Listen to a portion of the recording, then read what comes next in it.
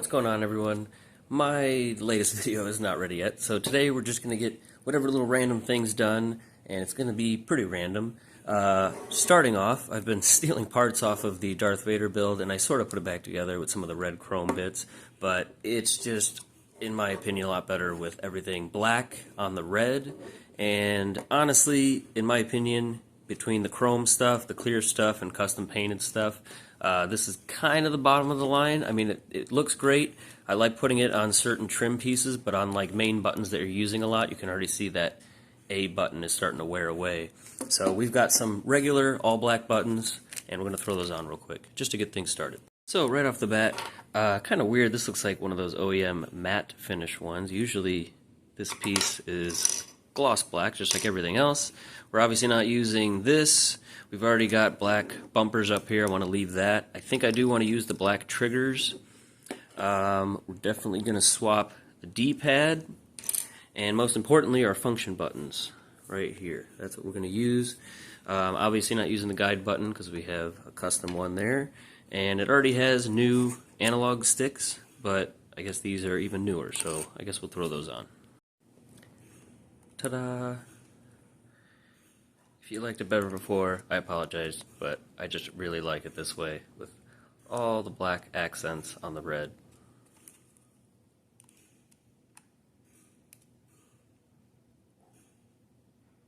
Next up, the old lady got herself a new Switch, and she has had all of them, well, except the light.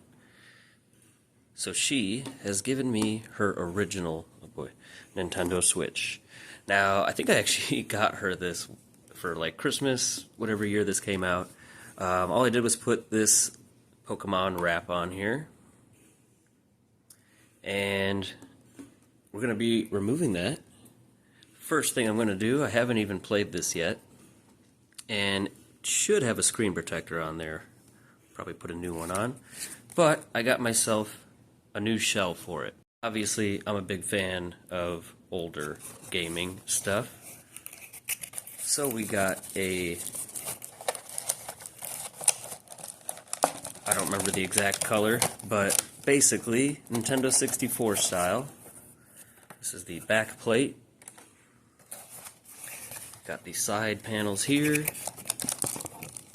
And I was a little confused. It came with a set of black buttons, and I'm like, that's not what the picture showed. But it also comes with the N64 style buttons there. This came with the nicest screwdriver I've ever seen come with anything. I even had a pair of tools that came in my old Porsche 944 in high school, and they were not this nice. Now, I have never taken one of these apart before, but obviously there's no like front piece for these shells. It's just a back piece because the front is pretty much just a screen. And yeah, I'm not even going to look this up because I think it's pretty easy. It looks like we just have 4 screws on the back, and I'm assuming the shell just comes apart. Now, if there's buttons or button pads that fall everywhere, then maybe we'll have to look it up and see where some of it goes if I don't. Notice, I think it's the same here. They've got those tri-wing screws. And hopefully it's not like the Wii and that's the only set of screws we have. So it looks like it's just 4 on here as well. Although it did come with a lot of screws, a lot of different sizes, and springs, oh boy. Okay, I dropped something. A little bit more going on in here than I thought. We've got a couple ribbon cables. I already see more tiny screws. Why don't we take a quick peek at a tutorial? Alright, so this is not like a Wii remote. And that is the smallest screw I've ever seen. Yeah, I don't see a reason to have to unplug them all. We should be able to just get the board out and then drop it in the new one. There's more ribbon cables than a PSP, I'm pretty sure, in one Joy-Con. And what is going on with this camera? Now, before we do the other one, because that was pretty tedious, let's do the back panel real quick. Okay, much easier to take this off. There's still a lot of screws, but there's just like one on the side, one on the top, 2 2 on the bottom, and then the 4 on the back side. Now we got to transfer some stuff over. See a little bit of dust there where the fan sits. We need to transfer this mechanism over. That's what holds the stand in place. We need to transfer our game cartridge door. And then this also came with some new grills we just have to place, and these little foam squares. You can see there's one here and one in this corner. So we'll just put all that stuff on and put it back together. We've got everything swapped over. There is a lot of real estate right there for a nice little decal or something. We'll have to keep that in mind for the future. Alright, I couldn't help it. I threw a sticker in there, at least as a placeholder. Let's put our little memory card back in. This is 128.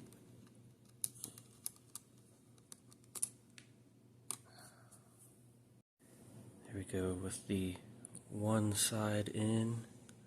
Also put a little dot on the fan. That should spin maybe. Not looking forward to doing the other one. It's just very intricate. But we will see you back in 3 minutes. Alright, it's only been 30. It's been 30 times 3. It's been about an hour and a half. This side is a lot different than the other side. There's other stuff going on. The infrared sensor, another sensor. There's ribbon cables everywhere. My camera's dying. But it's together. Everything clicks. Let's slide it into the main frame.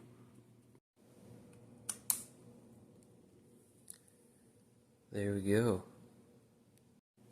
Now I'll have to order or grab another screen protector. We'll leave this one on here for now. Put a brand new one on. Do plan on using it, playing it for a little while. However, we may just give this one away.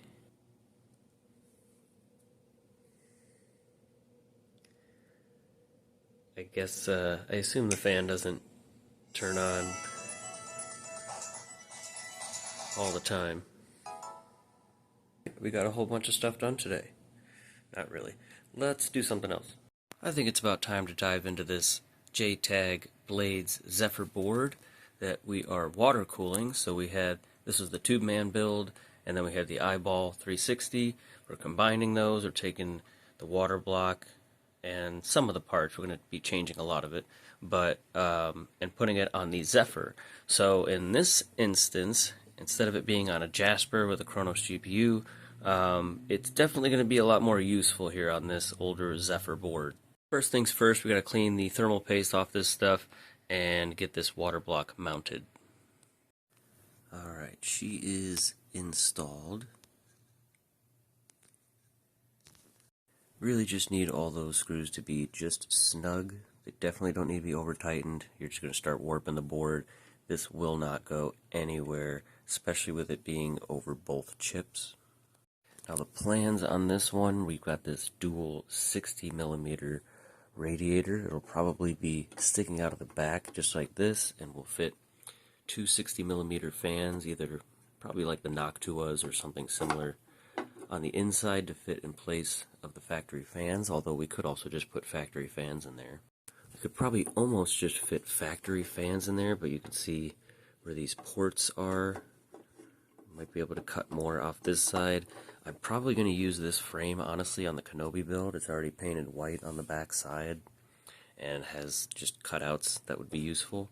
I'd have to still modify it more, but we'll probably start with a normal one that still has the grill in the back so we can mount this stuff through it.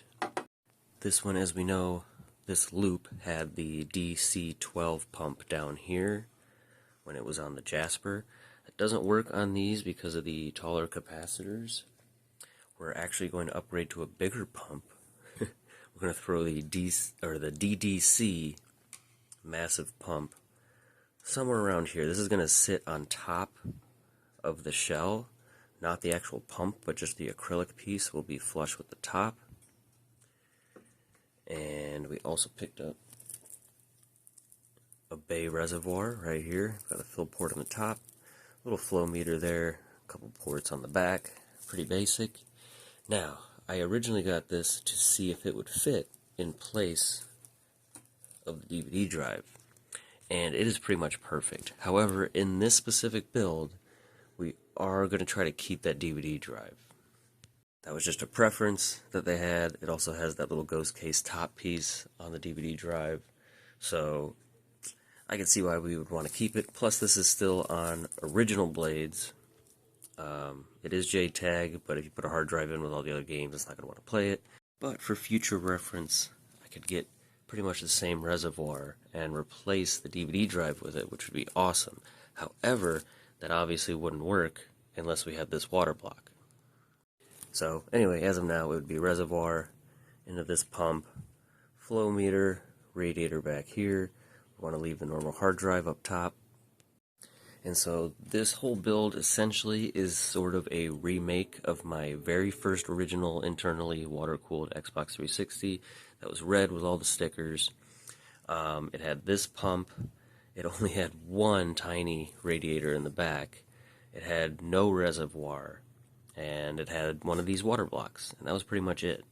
However, shortly after that video, there was another one where I had a reservoir very similar to this, except it was XSPC, and it was tinted blue, and it was awesome, and they don't make them anymore. Just like all the other cool parts. Anyway, and it basically had a reservoir like that, just sitting right on the top of the system. So that's basically how we're going to set this up. Oh, and the flow meter I'll probably be taking off of this guy over here. So we're going to have to start disassembling this one, start using some parts from it. I really wanted to use the orange. As I mentioned before, mainly silver on this whole build with lots of UV green, lime green, and a little bit of orange. So that's all we're going to do in this video on this, because I actually need to get the side panel, and there's lots of cutting and whatnot I need to do with that. Once that's set up, then I can paint it and start getting brackets and stuff made for all these things. Furthermore, very soon, we are going to put the Eyeball 360 back together, and we're probably going to use one of the JTAG Xenons. So that's it for today. Thank you guys for watching. We will see you in the next video. Don't forget to not like, comment, or subscribe. See you in the next video.